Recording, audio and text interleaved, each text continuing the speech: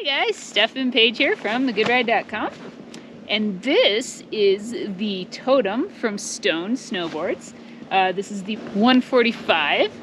So this is basically just a true camber positive board.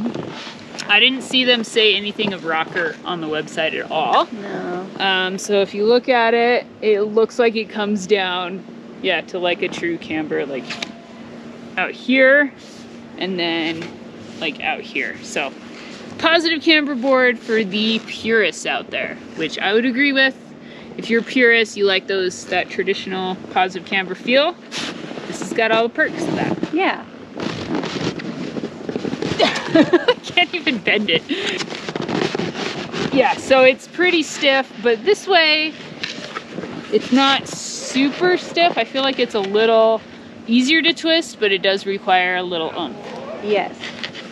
And it comes with a sintered base, which I felt like, you can see here that it's pretty dry. I haven't waxed it at all, and I felt like the glide was pretty decent. Yeah. Even for a sintered base being with no wax. Definitely. Factory wax only. Alright. And then also for the 145, their weight range is like, it starts at 110. And I feel like I could definitely feel that because that is basically me. Yeah. That way. Definitely designed for the rider that weighs above 110. Yeah, so I would definitely say that this is on the heavier end of snowboards. It's got a lot of weight to it, but it's super stable. So it comes out with that. Yeah. So what was your first impression getting on this board today? First impression, I felt like it was a lot of board. But once I realized that if I just put more pressure into my turns, it rode really nicely. For me, there was a tiny bit of a learning curve, but I don't only ride camber boards. But if you're a purist and that's what you like, this is a great option for you.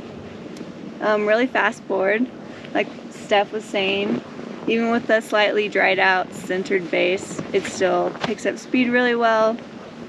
Really stable, really has a really locked in feel to it when you're on the snow. Yeah, definitely locked in. There is no semi-locked in on this. You are, I mean, one-footed, no problem. Nothing's gonna happen. You just wait it and go. And I feel like, yeah, if you're not used to riding positive camber boards, there's gonna be a learning curve because it's just, there's so much more to, the board feels bigger because the contact points are so much further out. But it's really cool once you learn that you can be as aggressive as you want on it. Yeah. And then it's just like, it's there for you.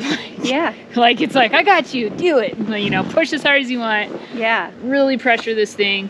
As soon as I figured that out, I was like, I can't go slow on this. Like, I have to just ride it fast.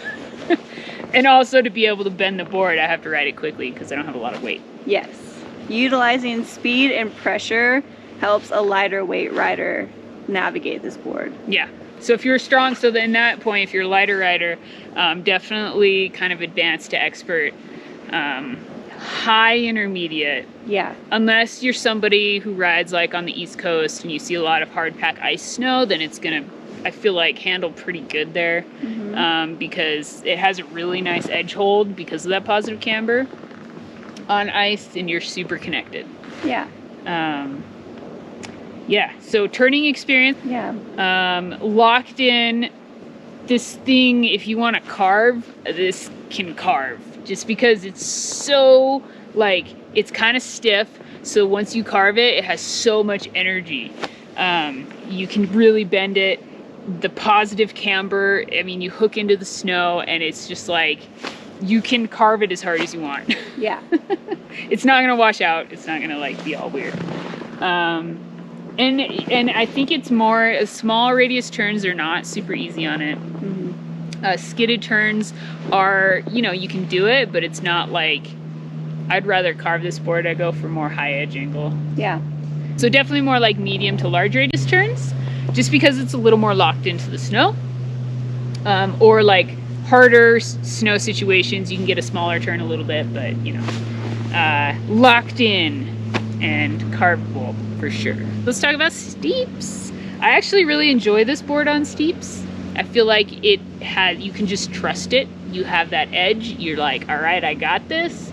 and it's you know, steeps kind of bring out the skiddability of a board more because it's easier to like initiate the edge and stuff. So I felt like it felt great on steeps. Yeah, And it's so stable. definitely. Yeah, so good on steeps and consistent. The off-piste is more in the medium range, I feel like, just because it's a little stiffer and slower to turn. Yeah.